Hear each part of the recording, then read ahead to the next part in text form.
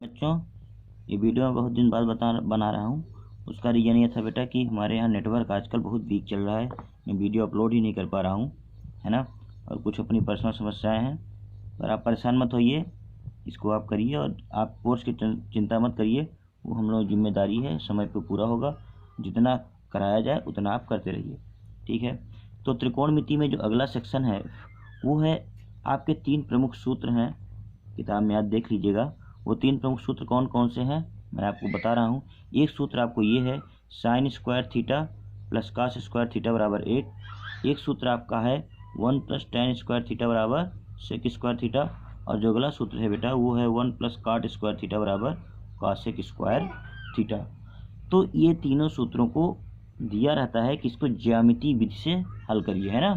सिद्ध करने के लिए आता है और जब भी परीक्षा में आता है ये 5 नंबर में आ जाता है। तो इसको हम लोग आज सीखेंगे इन तीनों सूत्रों को, इसको कैसे सिद्ध किया जाता है ना, इसको प्रूफ कैसे किया जाता है। तो चलिए आइए देखते हैं। तो पहले मान लीजिए यही हमारे परीक्षा में आ गया है ना, कोई भी आ सकता है। तो पाइथागोरस प्रमेय आप लिख देंगे। पाइथागोरस प्रमेय आप जानते हैं। पाइथागोरस प्रमेय क्या होती है? कर्ण का स्क्वायर बराबर लंब का स्क्वायर धन आधार का स्क्वायर, ठीक है। अब इतना करने के बाद एक छोटा सा आप चित्र बना लेंगे। एक समकोण त्रिभुज बनाएंगे और समकोण त्रिभुज में आप जानते हैं कि एक कोण कितने अंश का होता है? 90 अंश का होता है ना। तो एक कोण 90 अंश का होगा, बाकी 2 कोण अलग अलग होंगे। और एक कोण को क्या मान लेते हैं? यहाँ क्या लिखा है देखिए, परीक्षा में ऐसे आएगा, यहाँ थीटा लिखा रहेगा तो इसको क्या मान लेंगे? थीटा। अगर यहाँ बीटा लिखा होता तो यहाँ बीटा, यहाँ अगर कुछ और होता तो यहाँ जो भी चीज़, तो मैक्सिमम टाइम पे ये थीटा ही रहता है तो इसको हमने क्या कर दिया? थीटा मान लिया, ठीक है। इतना आप बना के छोड़ देंगे, फिर इसका कोई आवश्यकता नहीं है।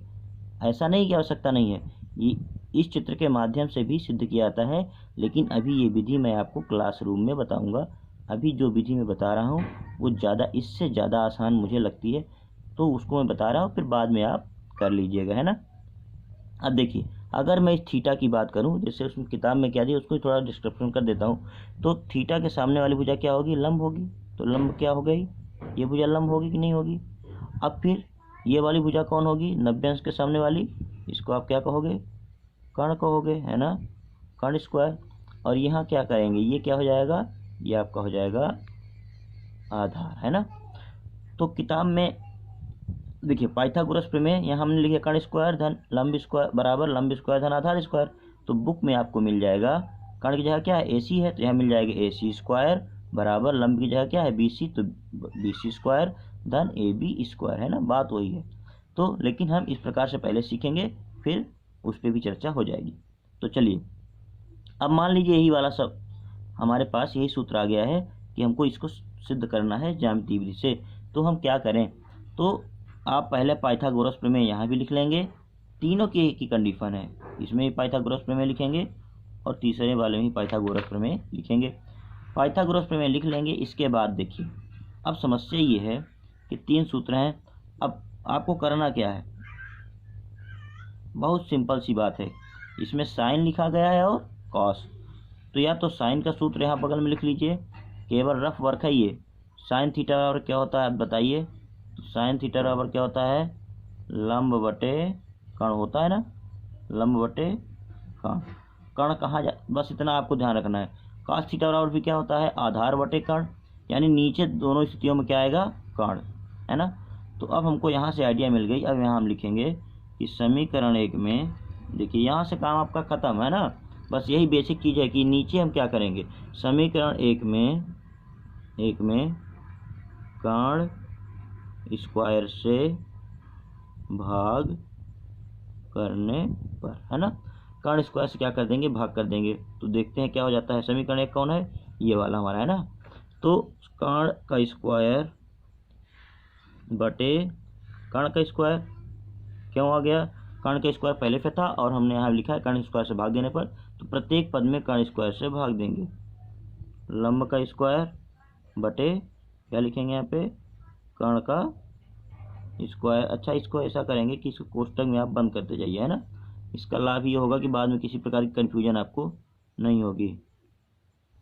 ये थोड़ा सा अच्छी आदत है, इसको आप अपनी आदत में रखेंगे तो गणित के लिए ठीक होगा और आपके लिए भी। तो अब देखिए कर्ण स्क्वायर बटे कर्ण स्क्वायर हो गया। अब इसको ऐसे भी लिख सकते हो आप, कर्ण बटे कर्ण, है ना। बस एक स्क्वायर लगाए, दोनों क्वेश्चन करके एक स्क्वायर लगा दिया। तो इसका मतलब क्या हुआ, इस पर भी स्क्वायर है और इस पर भी स्क्वायर है। इसको आप कैसे लिख सकते हो, इसको आप ऐसे लिख सकते हो, लंब बटे कर्ण, और दोनों पर स्क्वायर है तो होल स्क्वायर कर दो। होल का मतलब होता है पूरे पर, है ना। इस पे भी स्क्वायर है और इस पे भी, और फिर आधार बटे कर्ण, है ना। और आप इस पे क्या कर दीजिए, होल स्क्वायर कर दीजिए। अब आप देखिए जब किसी ये कर्ण है, ये भी नीचे कर्ण है, यानी मान लो अगर यहाँ पे मान लीजिए लिखा है, यहाँ पे लिखा है 2 और यहाँ लिखा है नीचे 2, है ना, 2 और 2 बटे 2, तो इसका मान क्या होगा बेटा 1। यानी ऊपर नीचे अगर समान संख्या तो मान क्या जाता है 1। तो कर्ण बटा कर्ण क्या हो जाएगा आपका 1, और यहाँ क्या है स्क्वायर है तो 1 का स्क्वायर कर दो। लंब बटे कर्ण, अब बताओ लंब बटे कर्ण किसका मान होता है, साइन का मान होता है कि नहीं होता है। शुरू में ही बताया गया था लंब बटे कर्ण बराबर क्या होता है, साइन थीटा, और स्क्वायर है तो स्क्वायर लगा दो। और आधार बटे कर्ण बराबर क्या होता है बेटा, कॉस थीटा। पुराना वाला याद करिए तो क्या हो जाएगा ये कॉस थीटा। कॉस थीटा का मान आधार बटे कर्ण होता है ना। अब देखो एक चीज़ मैंने उस समय नहीं बताया था क्योंकि इसकी आवश्यकता नहीं होती। मान लीजिए अगर कहीं लिखा है साइन थीटा का स्क्वायर, ये बराबर होता है बेटा, इसको लिखने का एक तरीका ये भी है, साइन स्क्वायर थीटा, है ना। साइन स्क्वायर, ये भी साइन स्क्वायर थीटा लिखा है, ये भी साइन स्क्वायर थीटा, दोनों को एक ही पढ़ेंगे, है ना। साइन थीटा के स्क्वायर का मतलब होता है साइन स्क्वायर थीटा। ऐसा नहीं है कि थीटा पर स्क्वायर लगाएंगे, किस पे लगाएंगे, केवल साइन पर लगाएंगे, ठीक है। वही कंडीशन यहाँ पे आ गई है। तो आप इसको आप लिख दोगे कैसे, 1 बराबर 1 गुणे 1 बराबर 1 हो जाएगा, sign square theta plus cos square theta. और यही तो आपको क्या करना था, यही आपको प्रूफ करना था। तो ये आपका पहला सूत्र हो गया।